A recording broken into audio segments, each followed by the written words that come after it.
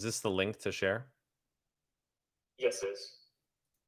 Once you go, I can do that if you want once it goes live. So, Okay. and then last is Clubhouse, Instagram, and we'll just jump on Discord.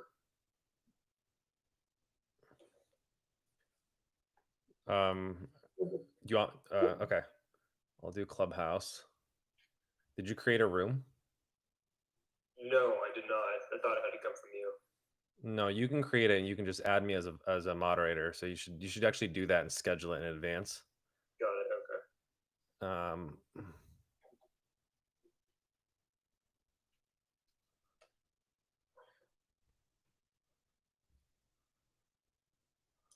I just pinged you. Got it. But this isn't it. Hold on, let's end that.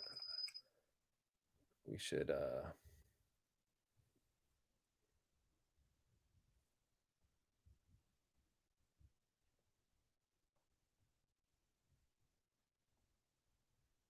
Yeah, sorry, I thought it had to come from you so your followers would be notified. Otherwise, I thought it wouldn't go out to them. Maybe. I'm not sure if that's the case, but In another way, I could always log into your account and make it ahead of okay. time. Well, anyway, that's on and you're on. I'm there. Okay, so that one's on. What else? And then just Instagram Live. I'll do that. Yeah, like right when we start, because it remember has an hour limit.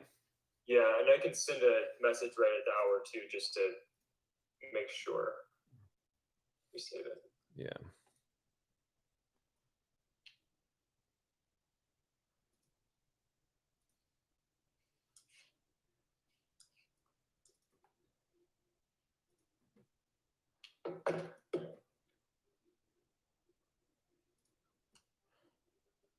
Okay. What else? Anything else that we need to do? Perfect. We should be good. Let me just double check last thing. I'm just looking on. Make sure YouTube Live is in fact streaming. And you look great. Looks amazing on YouTube. So now we go to Discord, and yeah, you can take it away. And there are some questions. I can read them out to you if no one comes right away. Yeah. How do I start actually the Discord thing? Just click in there in the weekly radio show. There you go. All right, I'm gonna end this Google chat.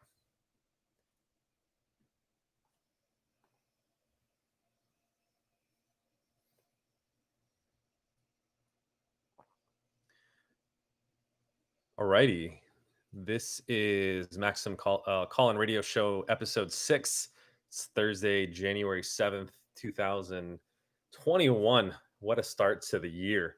I think it's been a crazy, hectic pandemonium for the United States of America, and I'm sure a lot of people are feeling that way psychologically as well. So all the more reason to gather around the digital fire, so to speak, and have an hour together where we can talk about the state of the world, the state of our worlds, and come together as a community to talk about what's going on internally, externally, and see how we can grow and support each other through this trying time. So it sounds like we already have some questions that are submitted from the audience. So Ishan, if you want to go ahead and shoot and invite people up to ask away. Absolutely. And it looks like Ryan O is the first one on board. If you would like to ask Ryan, please feel free. Hey, Cam. Hey, Sean. Can you hear me? Yes, sir. Thank you for joining. Totally. Hope everyone's doing well. So I had a question from last week that partially was actually already answered. Started kind of implementing just on a few 2021 goals and actually used a little bit of the framework borrowed from your Keystone Habit type routine. Excellent. That's super helpful in terms of more like the day-to-day functioning, recognizing maybe unhealthy patterns or just kind of lackadaisical doings too. So I think that part of the question was pretty much answered. So thank you for that. My pleasure. I guess maybe the second portion, if you could maybe kind of expound on this, is do you have any kind of frameworks for the development of more long-term goals as opposed to just like a as opposed to just maybe fleeting kind of thoughts like, oh, I want to do this, but actually having some call it sustainable and systematic approach to actual goals. I'd love Sure. to hear what your take on that is. Well, first, I'd love to hear what you actually implemented from the Keystone Habit and how you found it helpful, and maybe that'll give us a foundation to talk about longer term goals. Yeah, totally. So I think the biggest portion for me was just the kind of the back and forth of like, hey, here are your actual goals for the day or your goals for the next kind of 4 hours, Hmm. and then behind that, reflecting on just simply how those went. And for me, the biggest thing was, when those say didn't work out or when I wasn't able to kind of hit those, like what actual behaviors I was doing or what things maybe came up that were out of my control, Right. that kind of came up to. Like for example, on Monday, reflecting, I spent like a little bit of time, too much time in bed, just scrolling through Instagram and Twitter, Sure. and so that didn't allow me to say wake up earlier and do a little bit of meditation or do a little bit of work done too. If that answers your question. Right. So yeah, I think it's a great example of using the Keystone Habit. So for the folks who weren't with us in the last call and radio show, you can always obviously listen to it. It's all pre-recorded and on Apple, Spotify, and soon iHeartRadio. But to give a quick recap, Keystone Habit is basically Keystone Habit, Meta Habit. We may rebrand it as the Maximus Habit shortly when I re-edit the article. Is essentially a system to. It's kind of the habit of all habits, if you will. So my argument is the reason so many people fail at their New Year's resolutions or habits is because they don't have a habit to keep track of all their habits in order to first of all be super clear on what you're working on. Second, as Ryan points out, if they're making progress towards them and what are the barriers that are getting in the way.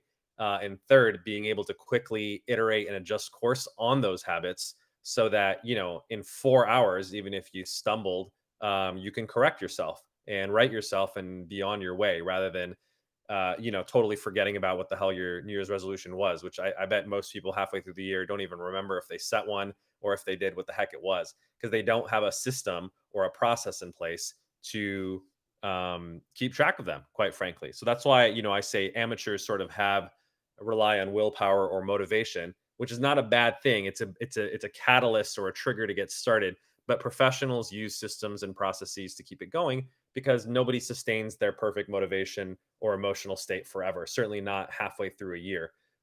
So I'm glad that you essentially kickstarted it using essentially the smallest easiest part of the Keystone Habit, which is just when you sit down in the morning, say, what am I going to do this morning for the next 4 hours between 8 and 12? See how it's going. And then at noon, check in again, do another Keystone and say, okay, how did it go? What got in the way? And if something did get in the way that I identified, how can I overcome that so I don't repeat the same mistake for the next 4 hours between 12 and 4 or 1 and 5? And I'm not kind of banging my head against the wall repeatedly. So the reason that I start out with, by the way, that suggestion of just taking 4 minutes is it lowers sort of the activation energy to get started on using the Keystone Habit or the Maximus Habit.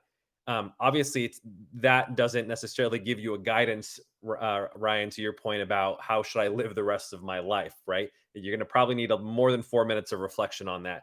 But if I started out and I told people, okay, I want you to sit down for an hour and reflect upon your values before you can even instantiate this system, people are going to procrastinate and they're never going to get around to it, right? So that's why I almost do it a little bit backwards. I say, okay, just start out. What are you doing? Spend 4 minutes talking about what you want to do for the next 4 hours. And then as you've kind of developed this habit, right, you're doing this every single morning at the very least, ideally, maybe even 2 or 3 times a day, because basically it helps you organize, how am I going to spend my morning? How am I going to spend my afternoon? And how am I going to spend my evening, right? So that's the reason of doing it 3 times a day. You're just breaking it up into the natural chunks that we call morning, afternoon, and evening. Once you've kind of built that habit, which is a really easy habit to build, you're talking a couple minutes, once a day or multiple times a day, then you can start doing the longer term work of thinking about like longer term goals. And this is where I think it's useful to differentiate between sort of goals and values, which is a thing that we talk about a lot in ACT or acceptance and commitment therapy, which is a framework that I use to inform a lot of these interventions. So I might have mentioned this in one of our previous radio shows, but it's worth repeating because it's such a valuable insight, in my opinion. Is that I actually think it's a huge mistake to be overly goal oriented, and it doesn't mean you shouldn't have goals. You absolutely should, but it shouldn't be the primary thing that sort of directs you in life. Um, ACT actually prefers helping people sort of set their sights on what are called values. And I'll give you a fun example of that. A goal would be to get my girlfriend flowers for Valentine's Day. That's coming up on February 14th, right? I basically check, did I do it? Did I deliver the flowers or did I not? It's achievable or it's not achievable. But it's not a value, meaning that what's the underlying value? What's the underlying reason that I would do that? It's because maybe for me, it's I want to be a loving boyfriend or partner to her, right? And that's not done the moment I deliver flowers. I'm like, check the box. I'm a great boyfriend. I'm set for the rest of my life, obviously. But as part of that value, I may express that in many ways. It could be delivering flowers. It could be just cooking her a nice dinner. There's many ways of achieving that or expressing that value that could involve, financial means, giving your time, giving your energy, etc. And that's the nice thing about values is that they're inherently flexible. Let's say you were super broke and you couldn't afford flowers on Valentine's Day, or you were so busy that you didn't order them in advance and all the 1-800-Flowers websites, are booked for 3 days. And then you'd feel like a failure, right? Because you didn't hit that very specific goal. The nice thing though about value is it's like, okay, well, that's one way of expressing that value. What are other ways of making sure that your girlfriend or partner feels loved, on that day or any other day for that matter, right? And so if you focus a little bit more on the value, then you can come up with a lot of different flexible goals. So basically the long answer to your question about long-term goals is I actually very much encourage, if and when you find the time and you're thinking a little bit more long term, is to actually do a little bit of values clarification, values exploration. And I can actually share some worksheets if you're interested.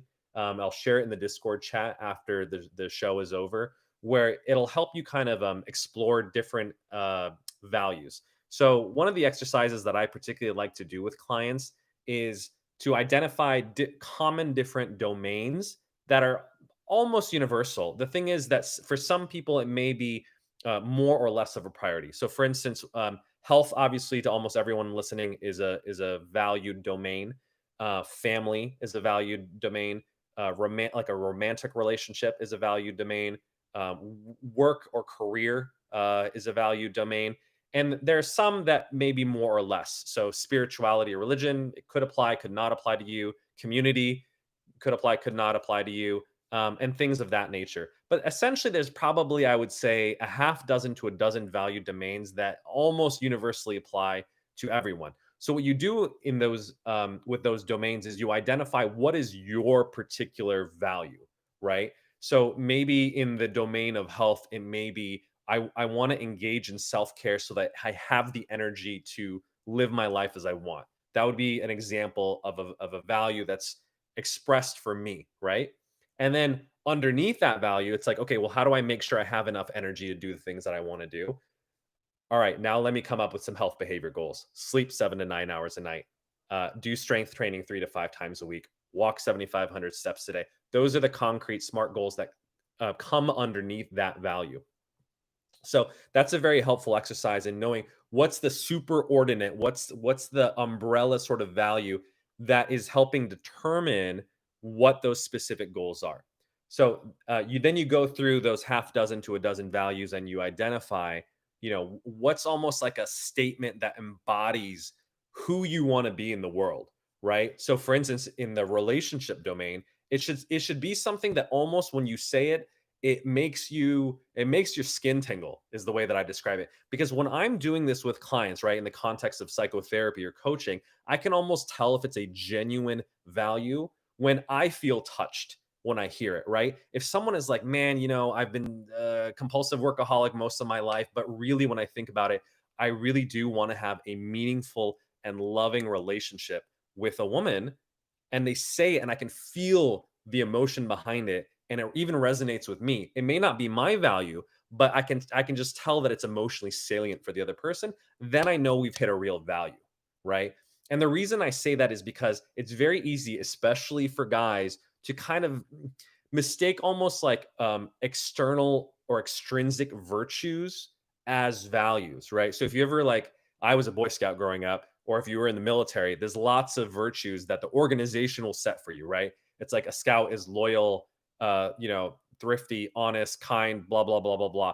And then they almost become have tos or shoulds or musts because someone else said this is the way that you should be. And it's not that the virtues are bad. I would say most of them, if you whether it comes from the Boy Scout, military, or even religion, generally positive, universal things that have lasted the test of time and are quite lindy. But the question is it authentic to you? Right? That's the thing. So if someone says, I need to be honest because I was told I would be honest and I'm a bad person if I'm dishonest, right? I don't get the emotional resonance. In fact, it becomes the reason that they do that value is not out of an intrinsic motivation. It's because they would feel guilty or shamed if they didn't, right? So um, I think values should really be intrinsic, meaning that you would do that value even if no one else was looking, right? Even if you didn't have a scoutmaster or a lieutenant or your boss looking over your shoulder, you'd still want to do it because it makes you feel good inside. It makes you feel like you have a sense of integrity for expressing that value. And it just resonates with this is who I am. This is how I want to be in the world. It's just the right thing to do, right? That's when you know you've hit upon your values. So that's kind of step one in sort of values exploration and clarification is write an emotionally resonant almost statement. It could be a sentence.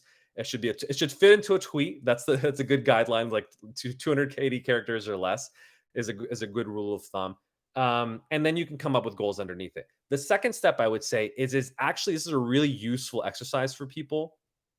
Is the nice thing about values is you can express a value literally in any moment at any time, right? You may not be with your partner, right, in terms of being a loving partner, but you can express that value by being in congruence. Obviously, not doing anything that would be not being a loving partner. Obviously, not straying or doing other sort of things that would be unhealthy to your relationship.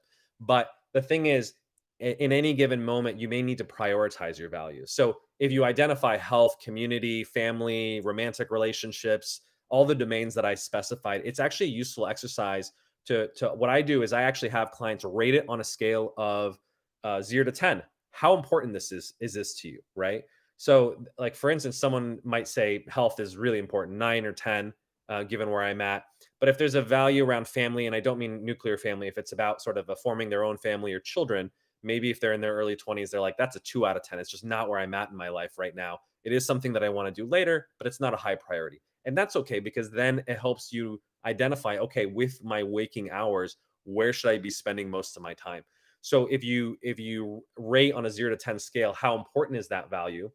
The next thing you should do is actually rate yourself on how good a job you're doing in terms of living up to that value, right? So if I said health is a 9, let's say a 9.5 out of 10 in terms of importance, but if I actually rate myself in terms of how much am I living my life in congruence with someone who is prioritizing their health so that they have the energy to do the things that they want to do, and I give myself, let's say, a 6 out of 10, right? If you subtract the difference, 9.5 minus 6, there's essentially a 3.5 point gap.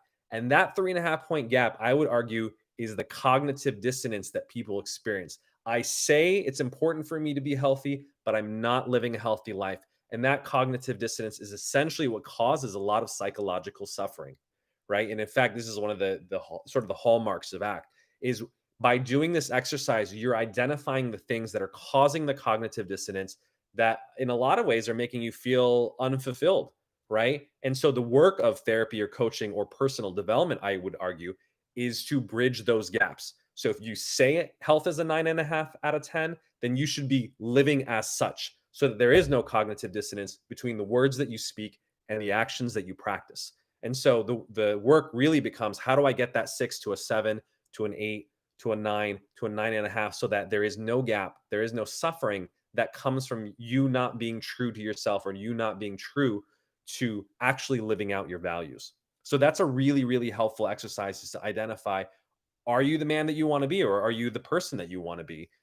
by in terms of living out your values. And if you're not, that's another way of coming up with goals, right? Because if you say my number one value is health, right? Because it's the foundation almost to all other values, and I'm not doing a good job in terms of actually behaviorally living that out, then it may be a very useful thing to say, okay, I got to bridge that 3.5 point gap. That's a really important thing. And I'm going to prioritize that in terms of what I'm working on for my keystone habit or my Maximus habit, so to speak, for the next, let's say, 4 to 6 weeks, because I really want to bridge that gap and I want to minimize that. That's very useful. The other thing though is, if you've identified sort of lower tier values, like maybe it's less than a 5 out of 10 in terms of priority, then that almost gives you permission to be like, okay, for instance, I do care about my community, but right now, I'm not doing a good job in terms of prioritizing my health. So I'm going to put on my own oxygen mask first. I'm going to take care of my health first. And I absolutely want to go work on community. But because it's a lower priority value, so to speak, I'm going to work on the higher priority values first, or at least I'm going to prioritize them more, give them more of my time, give them more of my energy, set my goals around them more. And if I have remaining time and energy, and I'm doing a good job in terms of moving towards bridging that gap, then yes, I can start to work on second, third, fourth priority values as well. The nice thing is, you can actually do a lot. If you're actually very efficient with your time and your energy, I would argue you can absolutely work on even 6 values at the same time. However, I would generally encourage most clients to only work on 1 to 2 kind of domains at a time. The thing is, if you're crushing it in terms of mitigating that gap and living out your values and achieving all the goals that come underneath that, great. You can go take on 2 or 3 or more, but I always say start small, start with focus on things that are achievable, and you can always do more. But it's the worst thing in the world is to bite off more than you can chew. You're trying to fix multiple domains of your life, your health, your relationships, do volunteering in terms of community service, and then you feel overrun, exhausted, and you're kind of half-assing all of them. So I would say, uh, the prioritization or almost the stack ranking of your values helps you forcefully prioritize essentially your time and schedule. Because look, you only got 24 hours in a day. Realistically, you got maybe 12 hours of productive time. And it's really hard to work on 12 things because the reality is like your work or career is going to probably take up at least 8 of those hours, right? And so that leaves very little time with the remaining, let's say, 4 hours of waking time, 4 to 8, maybe maximum if you don't include self care, to focus on those other things. So anyway, that's kind of my recommendation for how you should think about sort of longer term goals, and more importantly, I would argue, values. Because the nice thing about values is they're not short term versus long term. Values are enduring. They can be lived in any given moment, but they're also hopefully enduring in the sense that your values are generally who you are, for a long time. They don't change that much, right? I think I shared an anecdote on a previous podcast about the values that I wrote essentially age 22 when I was graduating from as a senior at Harvard, are pretty much the same values today. I think the only thing that changes as you go through the developmental stages of life is that prioritization may change a little bit, right? Where you shift maybe a little bit. Obviously, as you get into your 30s, you may become more oriented around family, and obviously later on as you have children, etc. So, hope is that helpful? Yeah, I mean that was incredibly helpful, I'd say. So thank you for that, man. Really appreciate that. Absolutely. So, like, I know I just got a brain dumped a ton in terms of thinking about sort of goals and values. But hopefully that gives you a framework where, like I said, if you have more like an hour of time and you want to sit down and do that, I'll share the worksheets for you to do. And by the way, we can always do that as a group and as a community. We have squads here on the Discord community. And so if you want to like share kind of your values, kind of iterate them or talk through them with people and get feedback, we're happy to do that sort of with you. Or let's say you've identified your values and you're like, okay, here are my top 5 values, here are their prioritization, here's the 2 or 1 or 2 where I'm not doing a good job in terms of laying that out. The community can help you set some goals underneath that and be like, all right, well, how can we help you kind of bridge that gap, or at least how can we hold you accountable to bridging that gap? One final note that I would share: the nice thing about obviously the Keystone habit or the Maximus habit is those longer summary keystones, right? The ones that you do at the end of every day, the end of every week, the end of every month, quarter, year, and every 4 years. The purpose of those is to look back upon the period just before it, right? And those are great times to do those kinds of longer reflections on values, right? Where you may, let's say at the end of, we've kickstarted 2021, the end of the quarter is going to be March 31st. It may be a useful exercise to take a day, on a weekend and just like reflect, like, how is it going, a quarter of the way through this year. I know it's a rough go for society, but how am I doing in terms of, the expression of my values? And that those are the great periods of time, I would say, to do those kind of that deeper value oriented reflection work.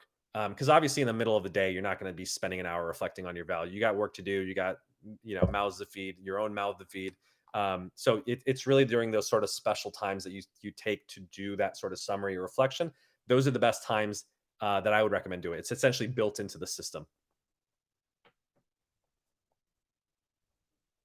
Totally. Yeah, and again, thank you so much, man. Really, really appreciate the in-depth insight and actionable guides there. So, and yeah, if you could post that worksheet or a link to it, that'd be awesome as well. Will do. Awesome. Thank you. What a great Awesome. question. Thanks, Cam. All right, Ishan, cue them up. So we do have another submitted question, but I wanted to see if anyone that is live with us right now would like to jump in and ask Cam a question live. Because if you join us live, you always get priority, and this is kind of a unique chance to get actual insights. So if anyone has something, please feel free before I jump to the list.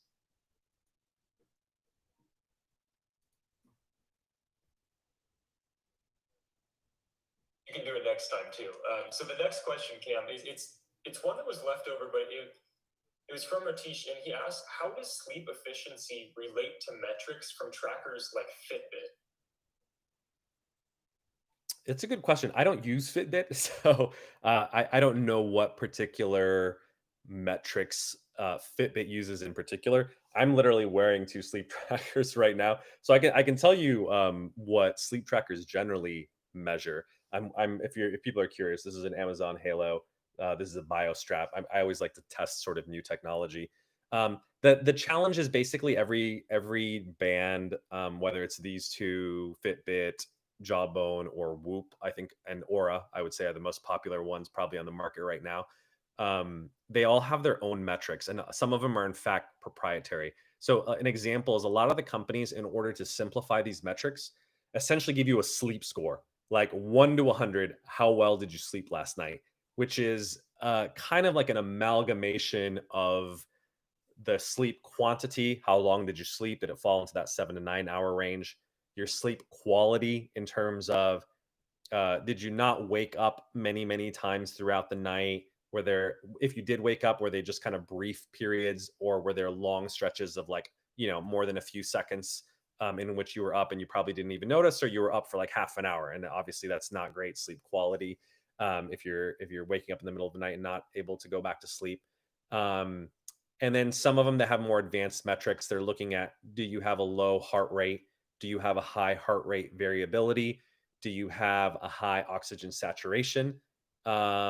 And a low respiratory rate in terms of the number of times that you're breathing. That's essentially what, like, things like BioStrap measure. So they take all of those metrics, and in order to kind of give you a TLDR summary, they kind of mush it into all one score on a 0 to 100 scale. The problem is they're all different, right? What Amazon score gives me is different than BioStrap score. So the interpretability of that is varies. So I don't think, honestly, it matters that much.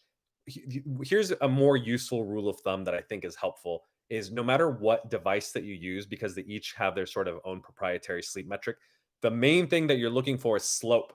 Is it improving over time? And that's how you know you're heading in the right direction, right?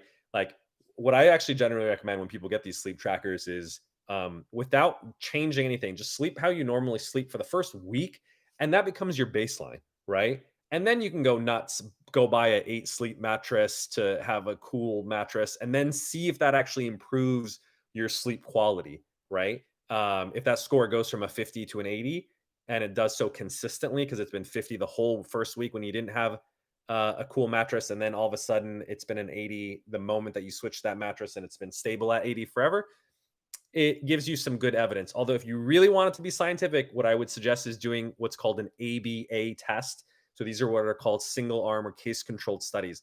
So what you would really do is you'd sleep normally for a week. Second week, you'd either use an 8 sleep or cooling mattress. And then the third week, you'd actually turn it off and go back to the way that you were sleeping.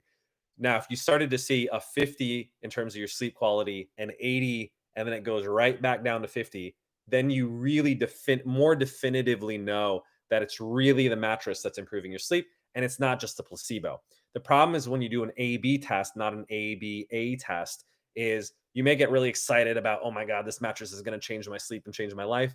And belief becomes self fulfilling prophecy. So you may be sleeping better, but it may be due to placebo, not because of a $2,000 mattress. But if you do this ABA test, and sometimes they even do what's called an ABAB test. So sleep normally, use a fancy mattress, sleep normally, and then obviously if it's working, you use the fancy mattress again, and you should see 50, 80, 50, 80, that nice clean pattern that you'd expect from a treatment or intervention working really well. So that's the main thing that I would recommend is just make sure that the number, whatever the number is that's proprietary, is changing over time. If you don't have a sleep tracker, like I said, don't worry about it. I don't think these are actually necessary for most people. I really think it's like for optimization, I would say. It's a nice to have, not a need to have. You can absolutely just calculate sleep efficiency using honestly a pencil, paper, and a calculator, which is what percentage of the time that you're in bed are you actually asleep. So what you're doing is literally just like make a note of what time it is when you turn off the lights, and then you might have to estimate this part if you don't have a sleep tracker, but you can kind of generally tell how long it takes you to fall asleep, right? Is it generally within 5 to 15 minutes? That's obviously great. If you're up for more than, I would say, 15, 20 minutes, you're pretty aware of it because you're not just sitting there and like fading off into sleep. You're sitting there thinking for a long period of time. I would say it's usually more than half an hour. You can tell that it's taking you a long time. Most people have a vague notion of how long it takes them to fall asleep. So do to kind of keep note of that. And then when you wake up in the morning, notice how long you're lingering in bed. You're up, but the time that it takes you to get out of bed, physically get out of bed, right? So if it takes you, let's say, 30 minutes to fall asleep and another 30 minutes to get out of bed in the morning, basically you spent 1 hour awake in bed. So even though you're in bed for 9 hours, you were actually asleep for 8 of those 9 hours. So 8 divided by 9 is your sleep efficiency. So if you literally just do that math, that would give you a sleep efficiency of 88.9%, which is actually pretty good, I would say. Most people should aim for a sleep efficiency. Optimally, I would say it should be above 90%. 80, 85 is not bad. But yeah, you should probably aim higher than that. So I would say pick a statistic or pick a metric, I should say, whether it's literally as simple as the sleep efficiency calculation that I just demonstrated, or it could be a more advanced one if you're using a fancy tracker. But the more important thing is see if it's changing over time and use almost like a proper experimental methodology if you're testing a new intervention, right? Whether it's a fancy mattress, you're testing the effects of 200 to 400 milligrams of magnesium and seeing, does this actually improve my sleep quality, or am I just like, pissing out useless vitamins? I think it's useful if you're going to, keep doing something or spend a lot of money, I would say, on sort of any sleep hacks. You'd want to know whether they're working or not. So I encourage people to, even if you're not a scientist, you can be scientific in terms of how you test these things, and then you can throw away the stuff that doesn't work and you keep the rest. And that's the nice thing too, is as opposed to swallowing a million pills or having all kinds of crazy gadgets, you just keep the ones that work and keep it simple.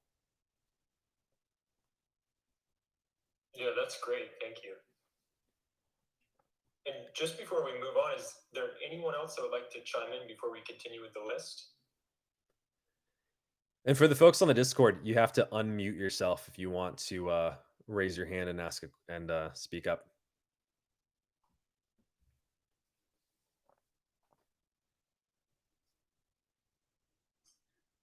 Well, I can jump ahead. We did have an email submission regarding the phenomena of Zoom fatigue.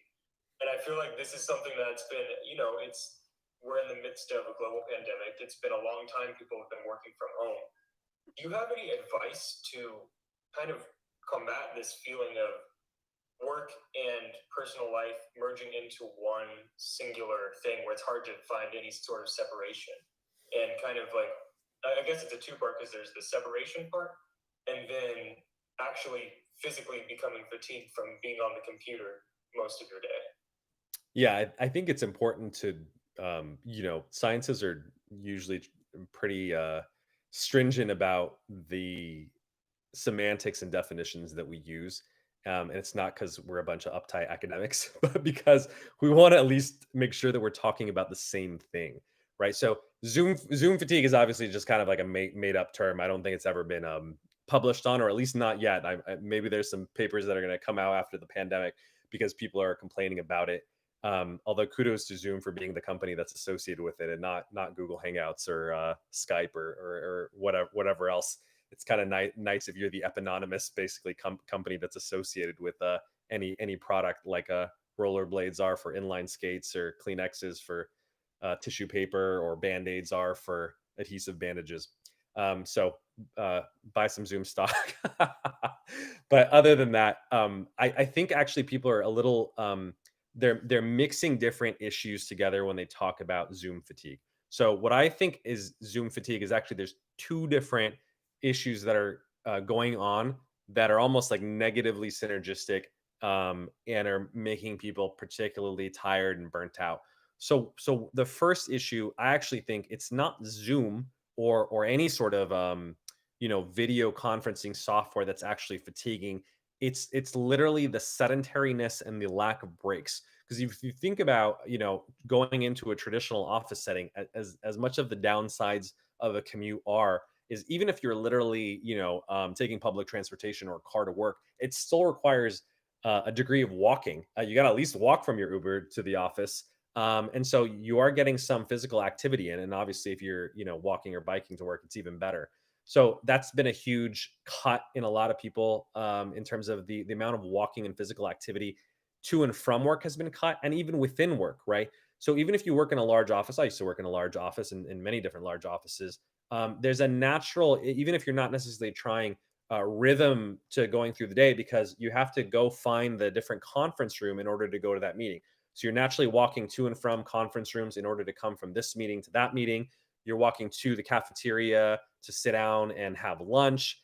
You may be walking to the restroom or to get a drink of water. And so there's actually a lot of getting up, sitting down, moving around, even in an office setting, that you'd expect to be relatively sedentary. But most people, unless you're living in a giant mansion, which doesn't apply for most of us, including myself, who's living in a 400 square foot box right now, um, there's literally not a lot of space to move, nor is there a lot of reason to move, because all the meetings are just back to back to back on Zoom. So I think a lot of what people are experiencing is literally the sedentariness and the metabolic slowdown that comes from having a disruption of our normal rhythm of moving around, an extended world, a large space, and being confined to a literal box, right? So I almost think you're seeing phenomenon that we've only seen generally in people who are, quite frankly, imprisoned or in solitary confinement, in terms of that few physical activity that we're seeing. So obviously the antidote to that is to get up and move as much as possible. I actually used to do this when I worked in an office, but I think it's all the more important now that we're living these sort of Zoom based lives. Is I really, and you've heard me say it before, but it's worth saying again. Really try to schedule walking breaks in between meetings, even if you have back to back meetings. I know there's a little bit of a social or cultural change that needs to happen, but I book 25-minute meetings instead of 30-minute meetings, so I can have a 5-minute break between the smaller ones. And then same thing, book 50-minute meetings instead of hour-long ones, so I can have a 10-minute walking break. And I try to be, as best as I can, not always perfect, fastidious about it. Where I'm like, all right, this is going to be a 50-minute meeting, and I'm going to cut you off at 50, because if I don't, I know what's going to happen. It's gonna bleed. It's gonna be a 55-minute meeting. I'll have 5 minutes. I gotta go use the restroom, and then there's now 3 minutes left for me to take a walk. I'm not going to take a walk. I'll have just been sitting on my butt for now 2 hours straight, right? versus if you really cut it off and say, I'm going to schedule those 5 or 10 minutes. I will go literally, I have my little lap around here in Santa Monica that I take that takes about 10 minutes, walk outside my place, do my 10-minute lap, and then I sit my butt right back down for meeting number two. And I can tell you how much more refreshed I feel when I do that almost religiously in between every single meeting. It's tremendous. I actually was pretty good about this yesterday, I would say, in terms of being consistent about it. And I naturally hit just about 7,500 steps, which is kind of my daily step goal, without ever feeling like I went on a long walk. I didn't go on more than a 5 to 10 minute walk at a time, but I think I did it 4 or 5 times maybe yesterday. And so I naturally hit my step goal by virtue of doing that. So I think that's an absolutely critical thing that people are underappreciating. A lot of the fatigue is just coming from the sedentariness, and the antidote is to get up and move, right? And you should get up and walk as much as possible. And ideally, you're doing it throughout the day. I really have a thesis that 4 to 5, 5 to 10 minute walks is actually superior than taking one long walk, because the human body, it's not a calculator, right? It's a biological machine. And if you sit down for 12 hours straight and then all of a sudden you do an intense physical activity, the body obviously benefits. It's certainly better than doing nothing, but it kind of falls into a lull for those 12 hours, right? And that's why we know that even if you're doing an intense exercise at the gym, which is what most people do for an hour a day, it doesn't quite counteract sitting on your butt for 12 hours. So you need to break it up, ideally speaking. One easy way of doing that is almost Lindy, and I think I might have mentioned this one before. Take a 10-minute walk after every single meal, right? Meal times are natural break times, even if it's hard to schedule breaks in between meetings. After breakfast, lunch, and dinner, go for a 10-minute walk. There's even good scientific research, which I believe was published in the journal Diabetes Care, prestigious high impact factor journal, showing that it helps actually reduce what are called postprandial blood glucose levels, which is basically a fancy word for saying your blood sugar levels after a meal go up. And so if you go for a walk, it kind of attenuates that spike, or it kind of smooths the curve, if you will. So I think the funny thing is, like, people didn't have a level glucose meter back in the day. They didn't know that. But I think people intrinsically did that, noticed they felt better because they didn't feel as tired and want to take a nap after every single meal if they went for a walk instead. And so it kind of became common, almost folk knowledge or folk wisdom. And that's why I'm a big believer, actually, in, like, ancient wisdom, studying hunter gatherers, things of that nature, because now a lot of those practices have been validated by science. Now that we have those tools like continuous glucose monitors or blood glucose meters, which is good, because I think we don't take everything on faith or by tradition, but stuff that's been around for a long time has usually been around for good reason. And so that's why I think the blending of sort of traditional wisdom and modern technology is very useful. So that's the first thing that I would say. The second element to Zoom fatigue, though, I think is a very real one, which is, I think there's sort of a myopia that's induced from staring at a screen and being under bright lights. Like, actually, for the purposes of this radio show that we're on, I'm literally having a bright light that's shined in my face, which is very unnatural for where I'm at, where it's pitch dark outside, right? And I have no doubt that having that bright light shine in my face may interfere, in fact, with my circadian rhythm, my sleep later, if I don't dim it right after this call. So the main thing that I would do is, I actually, if you're a Mac user, there's an app called Time Out.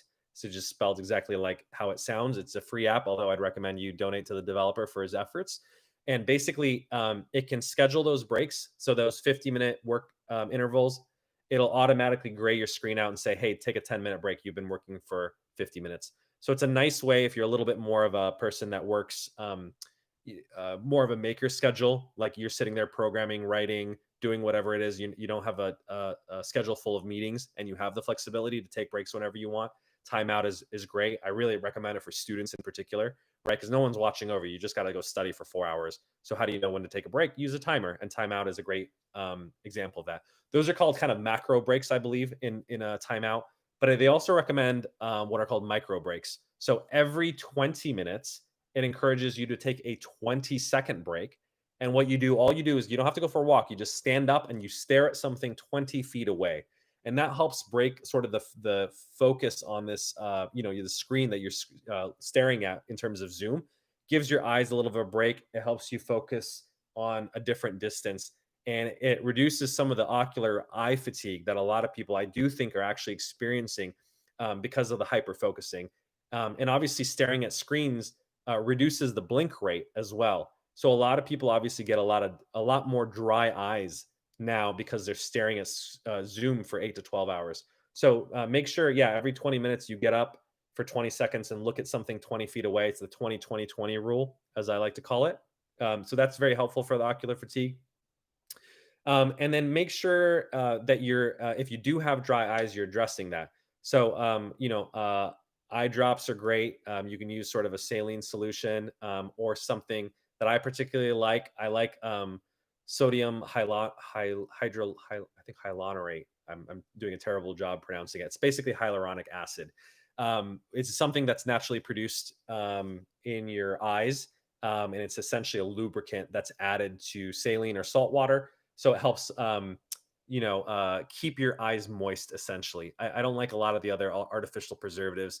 You can Google it. It's not a medical recommendation, medical advice, but obviously talk to your PCP or your ophthalmologist about it. But I like it because it's a kind of bioidentical to the similar things that's in your tears. So I just keep a bottle of eye drops around, and whenever I have a break, you know trickle some into my eyes, and that helps the dry eye phenomenon. And then the third thing that I would recommend is, uh, especially because it's winter time right now, a lot of people are obviously using heated apartments or homes in order to obviously not freeze your butt to death. The downside, of course, of doing that is it destroys the humidity in your environment, which obviously causes dry eyes and even respiratory issues. So it can be incredibly helpful to buy a humidifier and humidify your environment, because that helps a little bit with the eye fatigue that you experience as part of Zoom fatigue.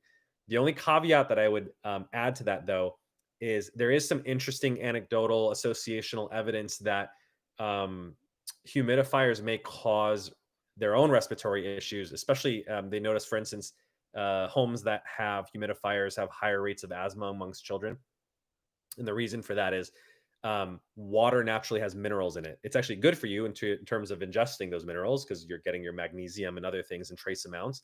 The thing is, you don't want to be breathing minerals.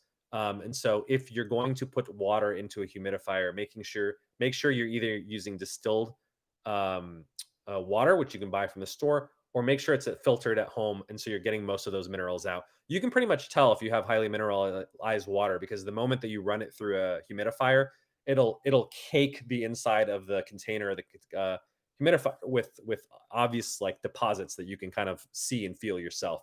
So if you're getting a lot of that leftover and you have to clean that out, which is kind of a pain, you can tell that you're probably breathing that. So make sure that your water is essentially super clean when you're using a humidifier, so that you're not kind of overdoing that and causing other issues. So and causing an issue where you're trying to treat it one in the first place. But humidifiers are tremendously helpful.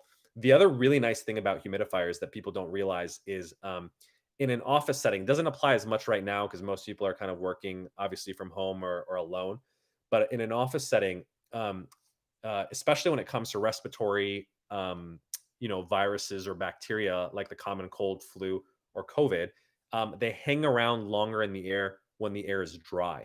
So that's actually one of the interesting theories for why people get sick in the winter. It's not because it's necessarily cold, it's because it's cold. We use heat to heat up our rooms and our buildings. That makes the air dry. And then these viruses and bacteria just float around for hours, basically. Whereas in a humid environment, literally these bacteria and viruses literally cling to the humidity in the air and they drop out of the air. So essentially, if you humidify your environment, it shouldn't be like a swamp and you're causing mold in your environment. But let's say you're at like 50% humidity or something reasonable that resembles your natural climate, the outside climate, I should say. Um, it will reduce the likelihood of, if there's people sort of working around you, of passing on those sort of respiratory bacteria or viruses or illnesses. So anyway, those are my tips for reducing Zoom fatigue. Uh, take as many breaks as possible, interspersed throughout the day. Ideally, they should be walking breaks where you go out, and as I talked about in a previous podcast, you can do like a open awareness meditation or something, and then take the little micro breaks where you reduce the ocular fatigue, where you get up for every 20 minutes for 20 seconds and stare at something 20 feet away, and either use eye drops or make sure that your environment is properly humidified so that you don't get dry eyes, which is another reason that I think people get so tired. One final tip, by the way, is this is a little bit of a cultural norm. Is there's been a kind of a I've noticed an increasing movement in the tech community to not do video meetings actually. So if it's obviously you're meeting someone for the first time and you want to build that sort of bond and emotional rapport, I do think you should do a video meeting. But if it's like a regular occurrence with people that you know, it's okay to turn the video off. And the nice thing about doing that is obviously it reduces the ocular fatigue because you don't have to stare at the thing. You could be ambulating about in your kitchen and chopping up some fruit while listening to and participating in this meeting. Or you can literally go outside and take the meeting. I actually have a CEO client who um, does audio based meetings for most of his meetings with his one on ones. And literally, as a result of that, walks for hours a day. And he really loves it because, yeah, I think he's going a little stir crazy like all of us are during COVID. And that gives him a sufficient break. That's amazing. Thank you, Kim. Absolutely. Anyone who's on Discord or Clubhouse or IG Live, if you want to chime in, happy to discuss, answer any questions. I always like the live questions, by the way, more because you basically get an opportunity to get some free coaching, which I would charge you a lot for if you were in my private practice. So those of you who are listening, take advantage.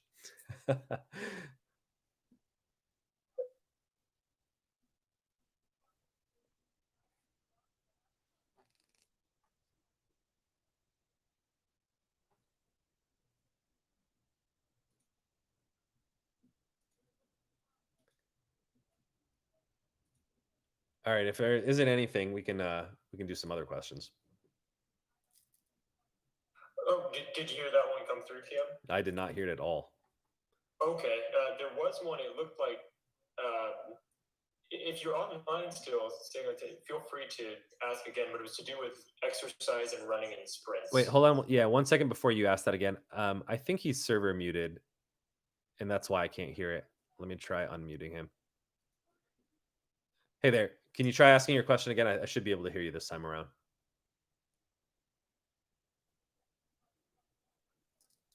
Oh yeah, Dr. Gam, thank you. I was just asking a quick question. I saw you kind of like saying also to like you're not a big fan of jogging. You're more of a fan of kind of like walking Right. or sprinting. I'm just curious why. Like, Yeah, it's a great question. So, what you're referring to, I tweeted, I think it was yesterday, that you should never jog, and which is funny coming from me because I'm a reformed distance runner, as I like to say. I used to run competitively, from 800 meters to 5K and cross country and track. So there was a lot of jogging that I used to do. But interestingly, in kind of my development as a runner, we used to run like 30 to 50 miles a week. Um, realized that it was essentially highly inefficient for most people. Is a different thing if you're trying to run competitively. That's a different thing. I don't think that honestly applies to most people. I think most people are just trying to be fit and healthy. So this is not a sports recommendation. This is just for being healthy and living your life. I see tons of people jogging, and I live right on the beach in Santa Monica. Slowly, and they look just quite frankly miserable. Often with terrible form, and they're jogging long distances, 5+ miles, putting a lot of strain on their knees and joints, and sometimes can kind of develop chronic conditions like plantar fasciitis and other kind of foot problems from doing so. That's part of the reason that I'm not a huge fan of like putting in a lot of mileage unless you are running competitively. If you are, then obviously you just need to do that. It's part of your sport. But for most people, like it's essentially like a moderate intensity exercise that induces a lot of wear and tear. And so I think its bang for your buck is quite frankly poor. What I recommend for people instead is I think you should essentially alternate from sprinting to walking, not the sad in between of jogging. And when I say sprinting, by the way, it doesn't mean go all out. I think I've talked about this in a previous podcast. Sprinting at 100% speed, unless you're trained, and even like Olympians, I would tell you, they don't generally do that unless they're racing. You should basically be running at 80 to 90% of your. It can be your maximal speed or your maximal effort, right? So if you're asking, if you're rating yourself in terms of how hard am I running, it should be about an 8 or 9 out of 10, not a 10 out of 10, because it'll reduce the incidence of pulling a muscle or a hamstring injury. But I think that's obviously helpful to do. You obviously, if you're sprinting, you can't do that for a long period of time, nor do you need to. That's essentially the principle of HIT training, or high intensity interval training. Is I actually recommend, you can sprint, and by sprinting, it could be like running, it could be on an exercise bike, whatever it is that you're doing it on, for about 10 to 20 seconds, and then take a break once you're done sprinting, and then just go for a walk. The Swedish essentially have a version of this. They call it a fartlek, which is a FARTLEK, and it essentially translates to speed play. And so when we were training, the nice thing about doing this is, as opposed to doing a very strict schedule where you're going for a 20-second sprint, 10-second walk, 20-second sprint, 10-second walk. You do that 8 times. That's called what's a Tabata workout, who's one of the originators of HIT training. You do that 8 times. It's about a 4-minute workout. That's one way of doing it. The other way of doing it, if you're doing the sort of the natural Swedish speed play way, or the fartlek way, is to just do it whenever you feel like, right? So it's a lot more of an intuitive type of exercise. You sprint until you feel tired, and then when you're done, you just go for a walk, and then you're kind of huffing and puffing, and you're tired, and you don't feel like sprinting, and you just wait long enough. It could be much more than 10 seconds until you feel up for it, and then you sprint again. So it's a lot more based on how your body feels, what your fitness level is, and quite frankly, how you feel that day, right? So on a good day, you only need 10 seconds of rest. On a bad day, you need 30 seconds of rest. And maybe that even changes throughout the workout. At the beginning, it may take 10 seconds. By the end of it, may need longer rest. So you kind of intuitively listen to your body. I think it's a great, highly efficient way of getting exercise, is essentially doing this um, interval training. That's kind of the umbrella term. High intensity interval training is a particular type of interval training, but interval training is any sort of training where you're alternating between a sprint and a walk. And I think it's, and the research essentially backs this up. I did an experiment many years ago where I basically showed that by running 5 hours a week doing this high intensity interval training, I could run a mile as fast as when I was running 30 to 50 miles a week, which is way more efficient, obviously, in terms of your time and your energy, than doing it that way. So, yeah, sprint or walk, don't jog. Now, the exception, there's always an exception to the rule, is if you're doing a warm up or a cool down. I actually argue that jogging should only be done during a warm up or a cool down. So you don't jump in and you don't do a 4-minute Tabata workout where you're sprinting even at 80 to 90% just by walking out your door. What I would generally do is jog about a mile, depending on what your pace is. For me, a mile, I jog in about 8 to 10 minutes. And then now that your body's nice and warmed up, your muscles are loose and limber, then you can start doing whether it's a 4-minute Tabata kind of 20 on 20 10-second off kind of workout, or sort of a natural speed play kind of workout, a fartlek workout. May take 10 minutes of kind of back and forth and just listening to your body, alternating between sprinting and walking. And then at the end of it, you don't want to just like sprint and then, sit down on your couch. Your body is sort of unprepared. You may want to just jog for, I would say, 5 minutes. General nice rule of thumb is the amount of your cool down is usually about half of the amount of your warm up. So if you do a 10-minute warm up, 5-minute cool down is usually sufficient. So it's actually a pretty efficient workout. If you think about it, you literally add up and do all the math. 10-minute warm up, 4 minutes of sprints, 5 minutes cool down. We used to do our workouts in 19 minutes, literally from warm up to cool down. And so, ironically, when I say don't jog, we actually did spend a decent amount jogging. 15 of those 19 minutes was spent jogging, but I don't consider those the workouts. That's just the warm up and the cool down. The real workout is that 4 minutes of the Tabata in which you're doing the sprinting and the walking.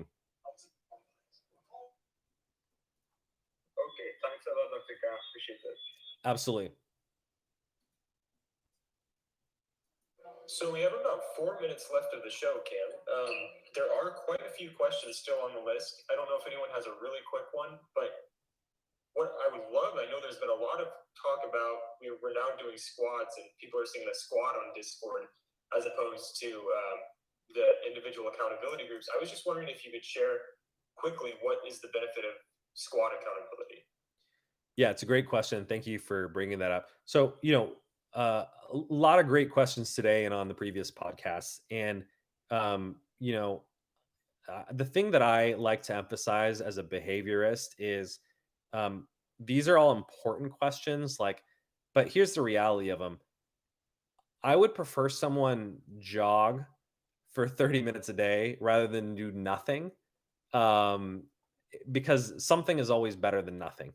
Now, if you want to be smart about it, yes, I would prefer someone do 20 minutes of an interval training rather than a 30-minute jog or a 60-minute jog because it's probably more optimal, reduces the risk of injury, and you're going to get more benefit physiologically as well. But we're talking about going from good to great, right? Or sufficient to optimal. The most important thing, the best exercise, the best nutrition, the best diet is basically the one that you're willing to do and stick to long term. And so that's where accountability groups come in. Is it's really important to take the information, whether that you're getting from me, from books, or from whatever your sources are, and to put it into a plan, whether that's the Keystone or Maximus habit, or have sort of social accountability as well to make sure that you're actually doing it on a consistent basis. So I think the Keystone and Maximus habit is really great because it's essentially your system for making sure that you're on track. But we also know, obviously, from the psychology literature, that having group support and accountability is also tremendously effective in terms of getting people to consistently do particularly health behaviors. And so I always say, like, look, personal improvement, personal development shouldn't be done alone. It should be done in the context of a group. So that's why Maximus Tribe, this whole community that we're on, is centered around mutual improvement. So um, in order to do that, we've set up basically these accountability groups. So basically, what you do, if you look on our Discord server, we have this little subheader. It says accountability groups. It has directions in terms of how to do it, but I'll just kind of verbally walk through it. Is whatever your goals are, which is like, let's say I want to start doing interval training twice a week, right? Because I just want to improve my cardiovascular fitness. That's awesome. Join our squad. I think it's called Squad Number One right now. We might rename it and have our group members pick a cool name that they like, and announce your goal. Say, okay, I want to do interval training twice a week. I'm going to set a smart goal. So I'm going to say Monday and Wednesday at 7:30. I'm going to go outside to the park, put on my running shoes, and I'm going to do 19 minutes of Tabata training as Dr. Cam talked about. Great. So now you set a very concrete, specific, measurable, time limited goal. And the purpose of the group is to help keep you accountable. And you can ask the group how you'd like to be accountable. So, for instance, you can say, "What I'll do is when I get back home at 8 o'clock on Monday or Wednesday, I'll check in with the group to say whether I've done it or not. And if I haven't, hold me accountable for it. And if I have, then obviously appreciate the support and encouragement for it." So people find it tremendously effective. In fact, for a good part of the end of last year, we were just doing this with sleep, getting people to set their sleep goals and say, my goal is to sleep before midnight every night. And then they would just check in the next day and be like, did I do it? Did I not? And it was tremendously helpful for people because then they felt an obligation to their partner, their accountability partner, to not only practice what they preach in terms of reducing the cognitive dissonance between their values and their goals, as I was talking about, but also helping someone else. Because then it's not just about you, but it's like, I want to be healthy, but I want to help someone else be healthy too. And so I really like that element of it too. I think it encourages us to expand beyond our own sort of self-oriented or self-centered needs and say, I want to help someone else as I'm helping myself. And so now we're doing this in a group context. I think there's about 8 to 10 folks in squad number one. So if you want to join and whatever your New Year's resolutions goals are, join them and use the support of other people in order to make sure that you're actually fulfilling them and we're doing it together.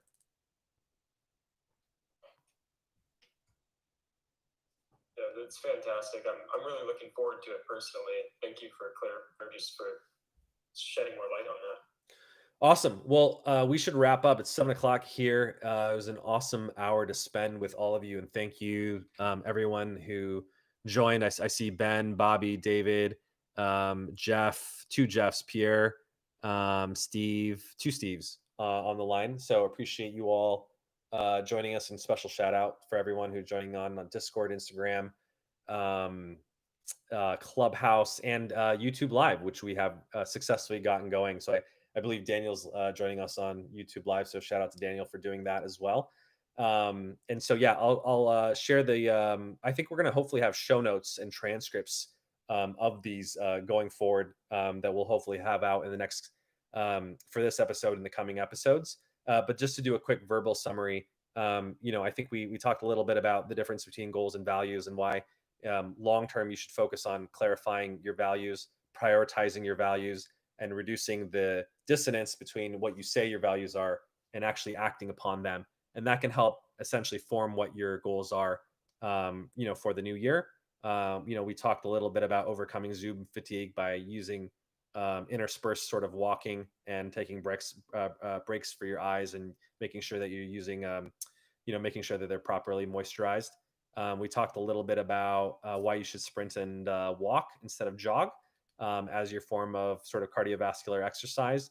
And then we talked about using sort of accountability groups and social support, to make sure that you're using, social support in order to hit your goals, which complements the keystone of the Maximus habit really well, which is essentially a 4-minute system for making sure that your next 4 hours are spent really well, and that your life is essentially well lived.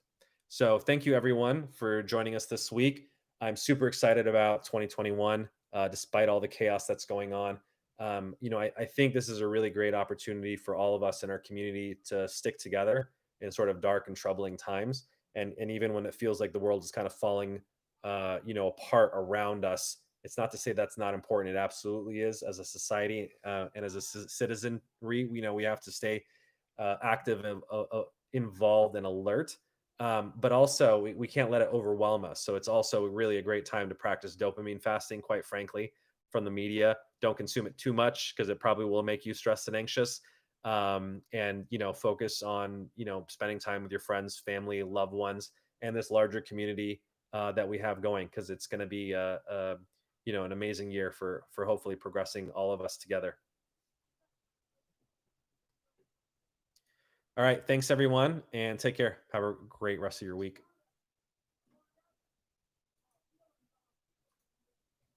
Thanks. Cheers.